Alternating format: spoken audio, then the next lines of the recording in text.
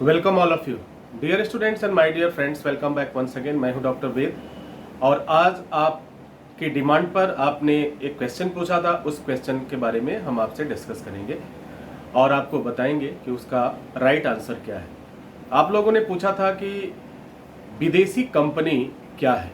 विदेशी कंपनी के बारे में हमें पूरी डिटेल की जानकारी चाहिए। तो आज का जो डिस्कस होगा, आज का जो ये सेशन होगा वह होगा विदेशी कंपनी। जैसा कि नाम से बात सही है कि अगर विदेशी कंपनी की चर्चा की जाए तो मन में एक बात तो क्लियर हो जाती है कि ये कंपनी भारत की तो नहीं है, ये कंपनी भारत की नहीं है। लेकिन उसे हम किस तरह से आइडेंटिफाई करें, उसे किस तरह से हम परिभाषित करें, ये मायने आता है। तो अगर कंपनी एक्ट की बात की जाए, अगर लीगल लॉ की बात की जाए, तो यहाँ पर व्यवसाय की बात की जाए या फिर जो है लीगल बिजनेस की बात की जाए, तो यहाँ पर जो इंडिया में, स्पेशली इंडिया में 1956 जो कंपनी एक्ट है वह है 1956। 1956 is the types of company act in India.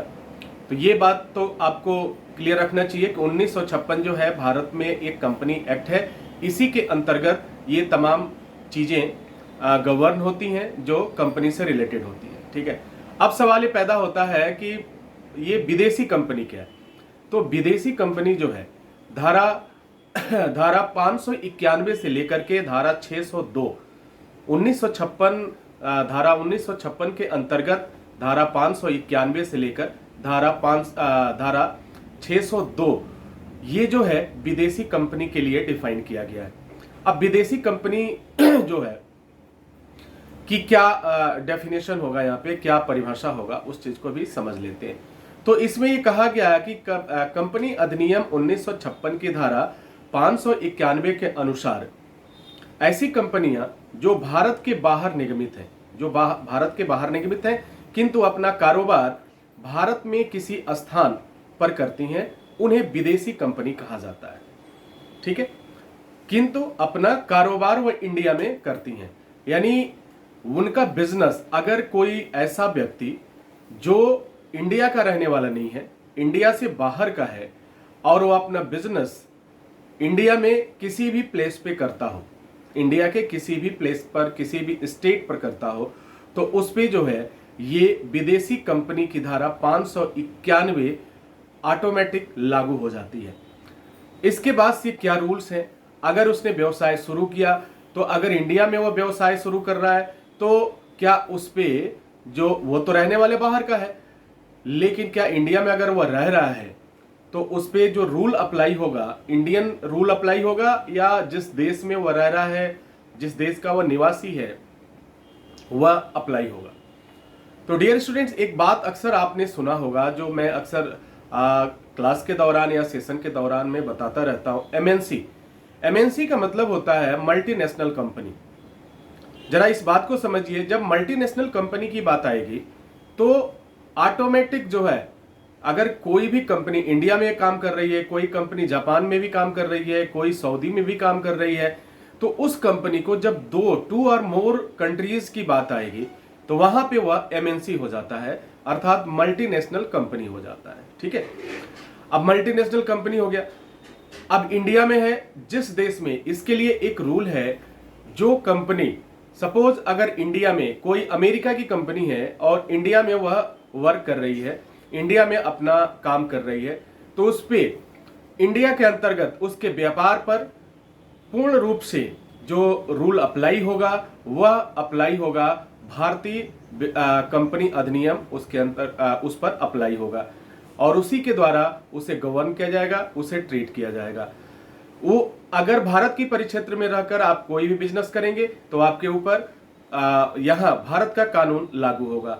लेकिन यदि यही आप जो है जापान में रह करके जापान में कोई बिजनेस करते हैं तो जापान की नेशन के अकॉर्डिंग अगर जो भी रूल होगा, जो नियम होगा, जो कानून होगा, उसके अनुसार आप वह बिजनेस को ट्रीट किया जाएगा।